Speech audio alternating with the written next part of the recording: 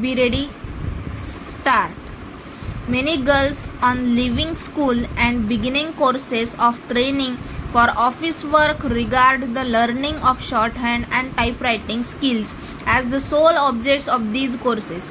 To learn these new skills does take quite a good deal of time and effort, but they should not be allowed to crowd out the work that is needed for other subjects. Once a girl has reached a speed of about 80 words a minute in shorthand and 40 words a minute in typewriting, she is probably employable as a shorthand typist in many offices. This assumes, of course, that she can spell with a fair degree of accuracy and also put the full stops in the right places.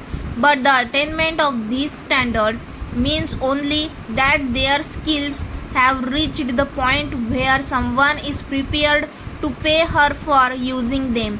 If a shorthand typist at this stage wishes to make progress, one of the first things she should do is to set about improving her skills. She should not rest content until she reaches a speed of 120 words per minute in shorthand and at least 60 words per minute in typewriting. Over and above this, she should pay constant attention to her use of the English language and learn to write effective letters on the basis of information given to her. As a secretary, she also needs a wide knowledge as possible of the business world. Credit notes and bills of exchange should hold a mysterious for her, and she should be able to understand accounts even if she does not have to keep them. The present day world is more than ever a world for the specialist. Medical work is one branch which requires the specialized shorthand writer, and there are in fact courses of training for people who want to specialize in this way. If a girl already has a good knowledge of French, she may decide to combine her shorthand with it and take a course for that purpose.